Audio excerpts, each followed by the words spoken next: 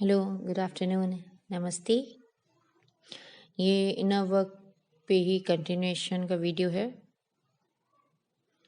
ये वीडियोस थोड़े स्लो चलेंगे एंड काफ़ी बोरिंग हो सकते हैं बिकॉज़ इसमें कोई भी शॉर्टकट या बहुत ही समझने वाली बातें हैं। ये बहुत फाइन, बहुत महीन। तो जिसको समझ में आ गया उसको लाइफ के सारे फंडा समझ में आ जाएगा, सारे फॉर्मूलेज कहाँ पे कौन से लगने हैं ये समझ में आ जाएगा। एंड क्या सार है, क्या इस लाइफ का, इस मिशन का, इस हमारे पर्पस क्या है, बहुत कुछ समझ में आ जाएगा। तो वो अपने हिसाब से परसेप्शन को ऐसे ही मॉडिफाई कर सकता है और उसी के हिसाब से सर्कमस्टेंसेस को वो लाइफ की जैसे भी रहेंगे उनको वो अपना पार करता जा सकता है। आज मैं एक बहुत ही अपना जो सेकेंड मोस्ट इम्पॉर्टेंट मेरा इनर वर्क जो मैंने 2017 में किया था वो मैं शेयर करूँगी। इसको मैं कई बार सोचती हूँ आप लोगों के साथ शेयर करना, बट कभी टाइम नहीं रहा या एप्ट मोमेंट नहीं रहा या ऐसा इंटेंशन नहीं रहा। बट क्योंकि अभी इनर वर्क पे आया है वीडियोस एंड तो this is a very right time and मैं इसको आज शेयर करूँगी ताकि ये बड़ा चीज़ एक आप लोगों तक पहुँच जाए।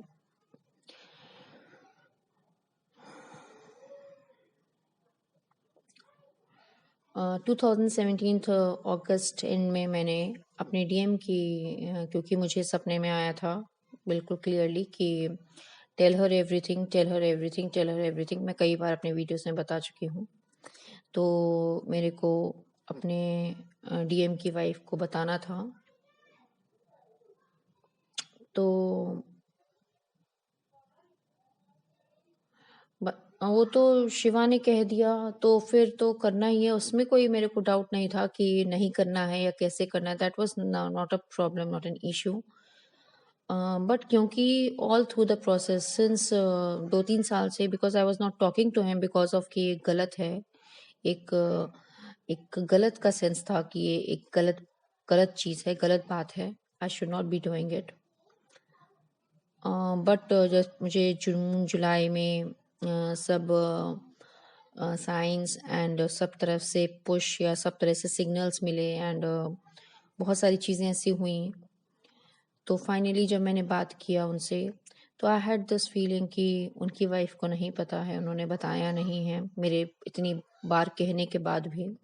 तो I had this guilt feeling कि मैं कोई काम छुप के कर रही हूँ, कोई काम से मैं हाइड कर रही हूँ। और मेरा बहुत स्ट्रॉन्ग फर्म बिलीफ है कि जो चीज़ आप छुप के करते हो, छुपा के करते हो, आप नहीं चाहते हो कि लोगों को पता चले उसके बारे में, यानी कि आप गलत काम कर रहे हो। तो I had this guilt feeling and sense of some that I'm doing something wrong. I had that guilt conscious. And जब ये बताने का आया कि मुझे बताना है, करीबन 1 महीना मतलब 3-4 दिन मैंने बस बात करी है थी उनसे एंड वो भी सिर्फ व्हाट्सएप पे। और आप कितना बात कर सकते हो, मीन्स लाइक वो ड्यूटी पे भी हैं, उसी पे टाइम पे आप बात कर रहे हो। तो व्हेन तो फिर मैं I just went to her, I told her and जब बताया मैंने तब तो मेरे अंदर था कि मुझे बताना, I don't have to feel anything, I don't have to sense anything. मतलब कि मेरा काम है, इट्स माय जॉब, ठीक है, उसके बारे में। एंड आई न्यू कि वो क्या रिस्पॉन्स करेंगे भी भाई। जो एक अगर मैरिड पर्सन है वो दूसरे मैरिड पर्सन से अगर कोई इस तरह का रिलेशनशिप में है तो इस तरह से आपको कितनी आपकी इज्जत अफजाई हो सकती है। I was like mentally prepared for it कि मेरे को क्या क्या सुनना पड़ेगा। And I went to the all extremes कि क्या क्या मेरे को सुनना है। I was mentally prepared for it कि बेटा अब तुम्हारा बैंड बजने वाला है एंड कोई भी तुम्हें बचा नहीं सकता है और इज्जत का तो फालूदा एवरीथिंग। एंड आज भी वही है, मैं सोचती हूँ कि means like I am so much about my character कि हमारा कैरेक्टर ही तो एक चीज़ है जिसपे कोई भाई, एक वही हमारी संपत्ति होती है कहते हैं ना, if wealth is lost nothing is lost, health is lost something is lost, but if character is lost then everything is lost. तो हम कैरेक्टर के लिए ही तो सब कुछ करती हूँ मैं। बचपन से यही चीज़ का मैंने हमेशा बहुत ख्याल रखा है। And now what I going to do, मैं बिकॉज भाई गिल्ट कॉन्शियस है मैं, मेरे को मेरे मॉरल्स इतने स्ट्रांग हैं कि ये गलत काम है तो मैं उसको फेस करने जा रही हूँ, उनको बताने जा रही हूँ, I am going to tell the truth. And and उसके बाद भी मुझे इन रिटर्न में क्या मिलने जा रहा है, मेरे कैरेक्टर पे ही क्वेश्चन मार्क होने वाला है, मेरे कैरेक्टर की धज्जियां उड़ने वाली हैं, और मेरे मेरे मेरे मेरे कैरेक्टर का ही फालूदा होने वाला है। तो मीन सब सब कुछ, but at the end of it जब ये सब प्रोसेस चला गया तब मुझे रियलाइज हुआ कि you need to have a really very strong character to take that step. And now I feel proud of my self कि मतलब कि अब ये है कि जैसे जैसे बहुत से लोग ऐसा कहते हैं कि अगर आप रात को दिन कह दोगे ना तो हम भी उसको दिन ही मान लेंगे। तो दैट इज वन थिंग कि मतलब कि अगर आज मैं अगर चीज एक बात कह दूंगी तो उस बात का वजन है, बिकॉज एवरीबडी नोज कि जो मुझे अच्छे से जानते हैं कि जो कह दिया सो कह दिया। तो उस वक्त मेरा मेन जो प्रॉब्लम था मेरा कि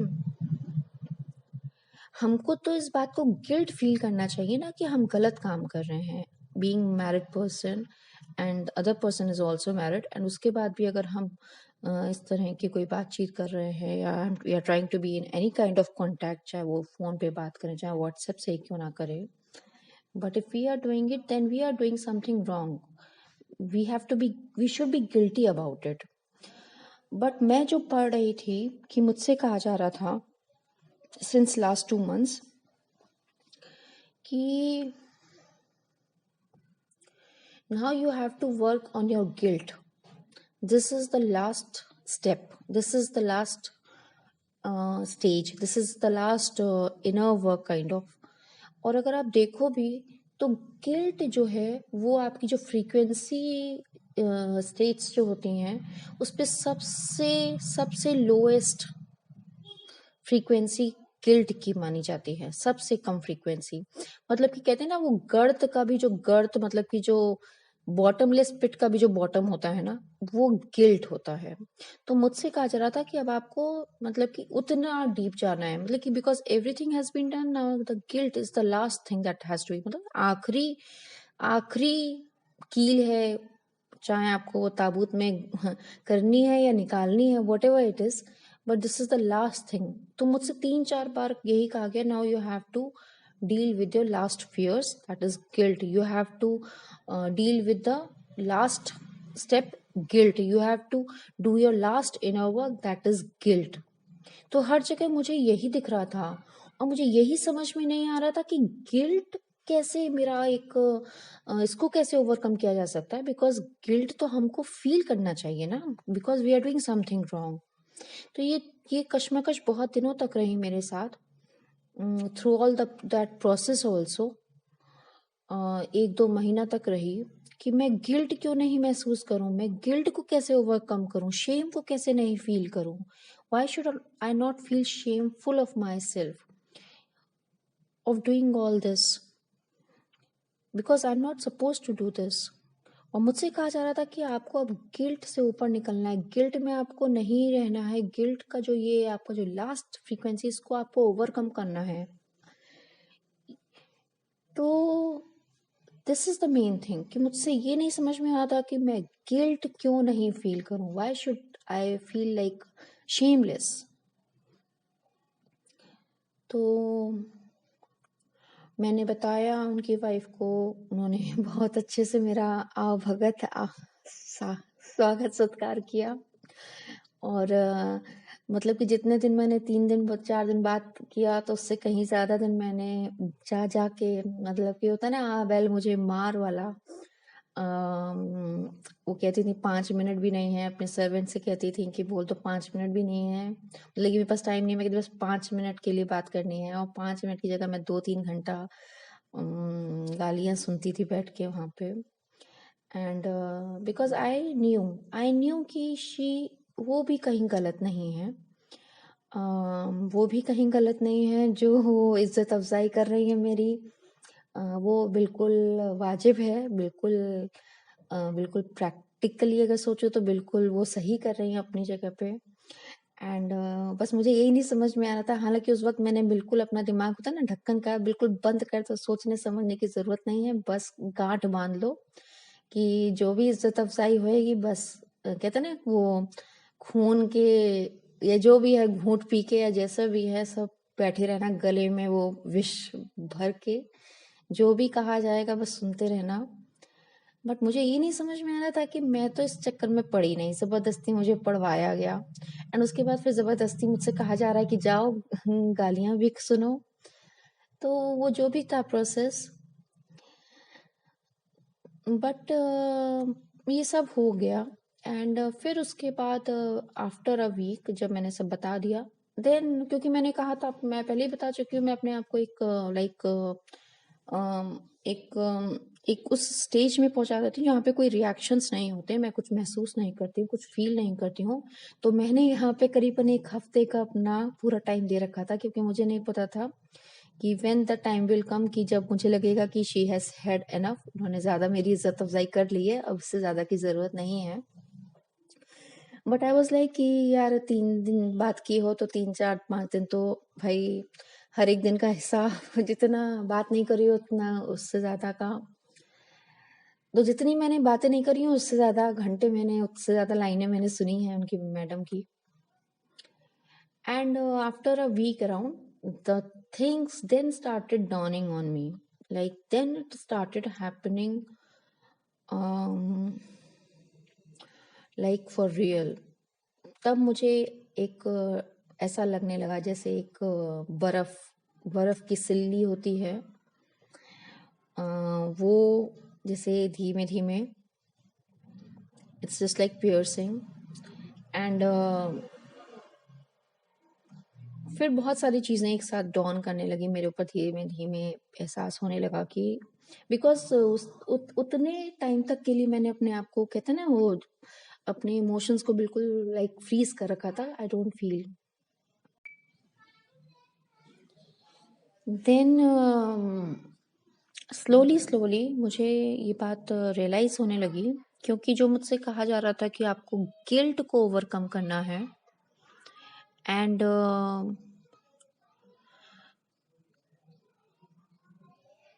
देन आई रियलाइज, क्योंकि जब मैं उस प्रोसेस के थ्रू गई आफ्टर दैट, क्योंकि मैंने गिल्ट का वो डेप्थ तक फील किया उन दिनों में जब चीज़ें मेरे ऊपर समझ में आने लगी कि मुझे किन किन क्या क्या मेरी इज्जत अफजाई हुई है।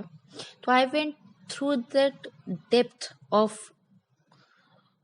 बॉटमलेस पिट, कभी बॉटम तक पहुंची मैं, वहां तक गई बिल्कुल। आई जस्ट लाइक कहते नहीं है कि बिल्कुल आप means nothing was left out of me. Ego तो का तो कोई नाम ही नहीं था कि कुछ ईगो जैसा कुछ चीज रह गया हो, लेकिन एक प्राइड, सेल्फ रिस्पेक्ट, सब कुछ जा चुका था। एंड बिकॉज सामने से आप पे कोई कुछ बोला जा, बिकॉज उस वक्त तो महसूस हुआ नहीं क्योंकि मैंने अपने आप को फ्रीज कर रखा था। बट जब महसूस होना स्टार्ट हुआ तब मुझे महसूस होना स्टार्ट हुआ कि क्या क्या हुआ मेरे साथ, एंड मैं कैसे बिल्कुल बुत की तरह बैठी हुई थी। And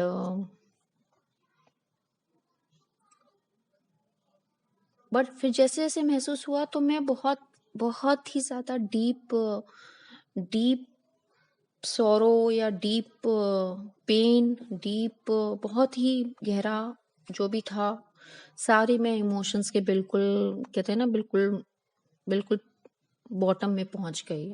no buddy was there to, बचाने वाला मेरे को कोई नहीं था।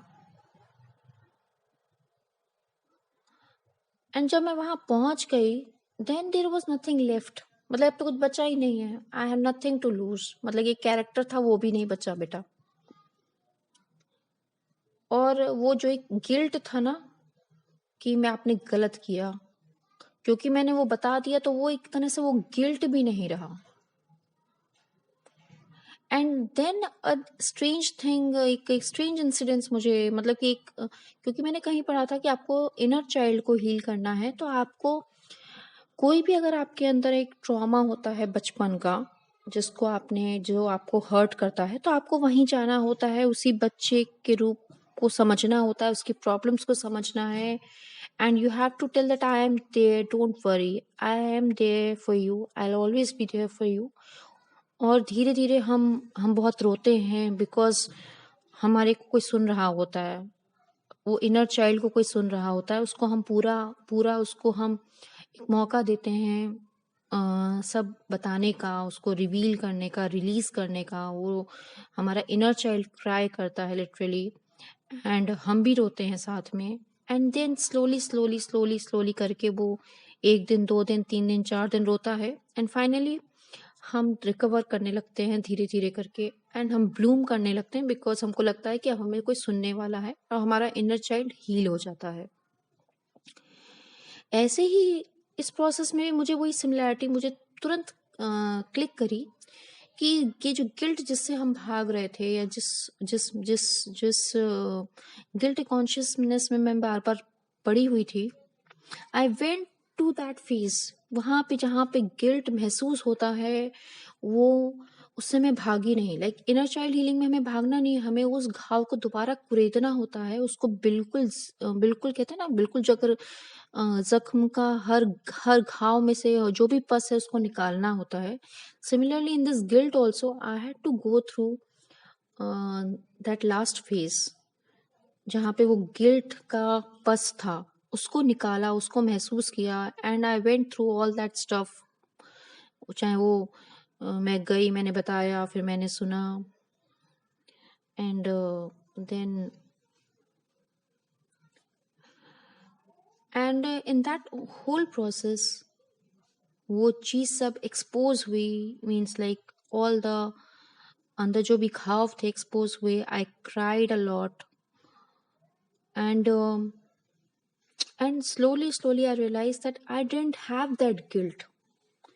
मुझ में वो 1 महीने 2 महीने बाद, by the end of September October, I didn't have that guilt. जो गिल्ट मुझ में रहा 2-3 साल तक कि मुझे बात नहीं करनी है, जब मैंने बात की तब गिल्ट रहा, जब मैंने उनकी वाइफ को बताया तब गिल्ट रहा, एंड उसके बाद जब मुझे वो चीज़ें मेरे ऊपर डॉन करने लगी कि मेरी कितनी इज्जत अफजाई हुई है या क्या हुआ है, तब इतना बड़ा मेरे को उससे ज़्यादा सबसे ज़्यादा तो तब मुझे तब पेन रहा, तब दर्द रहा, तब आई वॉज लाइक मैं तो आई एम गॉन, अब तो कुछ नहीं है, nothing is left out of me. But then after that जो मैंने रिकवर किया, because I was there for myself, I told myself you did a commendable job, ऐसा कोई नहीं कर सकता, nobody can do that. कि तुमको एक बार शिवा ने बोला और तुम बस द वेरी नेक्स्ट मतलब the very same day same morning at 10 o'clock I was in her flat tell her. तो विदाउट एक सेकंड थॉट भी नहीं आया कि मैं क्या बोलूंगी, कैसे बोलूंगी, क्या रिएक्शन होगा, कितना कितना कितनी दुर्गति होगी। I don't think about it. What I thought कि ओ गॉड, मेरे दिमाग में बस क्या है, बता तो दूंगी पर वो मुझे पागल समझेगी, ऐसा करो आप उसको थोड़ा हिंट दे दो। And Shiva gave her the hint. उसको उनको शिव मुझे ये सपना 4:30 बजे आया था। मैं उठ गई थी, जिससे मुझसे कहा गया कि टेल हर एवरीथिंग, एंड मैंने कहा मैं बता तो दूंगी पर वो मुझे पागल समझेगी, ऐसा है आप उसे थोड़ा हिंट दे दो। And I went to sleep again, and at 5:30 when I told her everything at 10 o'clock, then she told me कि 5:30 बजे करीब उनको एक अजीब सा सपना आया था, जिसमें जिसमें उन्होंने देखा, उनसे कहा गया कि जैसे उनको कोई चीज़ खुदाई होती है ना, आर्कियोलॉजिकली बहुत गहरा कोई खुदाई हो रही है, एंड उसमें कुछ पुराने मैन्युस्क्रिप्ट्स निकल रहे हैं, मतलब कि पुराने ज़माने के अवशेष में कुछ एक पुराने पुराने पेपर्स नहीं होते, जैसे पुराने जो कागज़ होते थे उस तरह के निकल रहे हैं। और उस पे कुछ डिफरेंट मतलब कि एंशियंट लैंग्वेज है, मतलब कि हिंदी, इंग्लिश, संस्कृत वंस्कृत नहीं है, it's some very ancient language है जिसमें कुछ लिखा हुआ है, और उससे उनसे कहा जा रहा है कि पढ़ो। एंड वो कह रही हैं कि मैं पढ़ ही नहीं पा रही थी, बस मुझसे कहा जाता पढ़ो, इसको समझो, पढ़ो, इसको समझो। एंड वो कोशिश कर रही थी लेकिन वो पढ़ नहीं पा रही थी, समझ नहीं पा रही थी।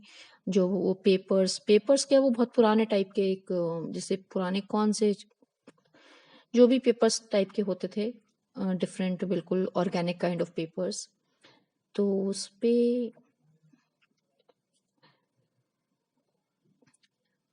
एंड तो वो पढ़ नहीं पा रही थी एंड उनका सपना टूट गया। तो मीन्स लाइक उनको एक हिंट मिला कि there is something very ancient, कुछ लिखा हुआ है, कुछ है वहाँ पे। इसको पढ़ने की, तुम समझने की कोशिश करो। उन्हें पढ़ाया जा रहा है, समझाया जा रहा है, जो कि उनको समझ में नहीं आ रहा है।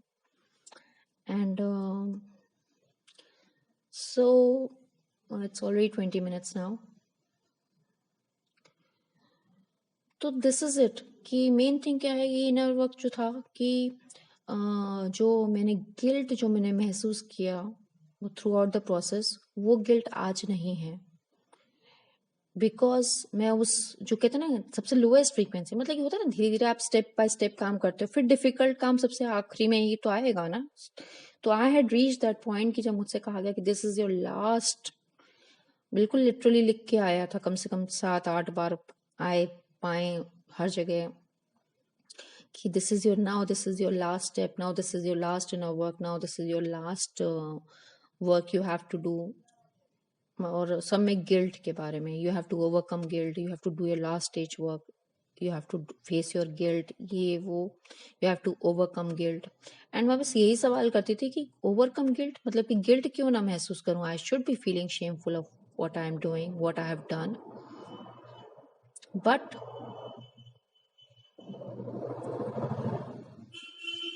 when I told her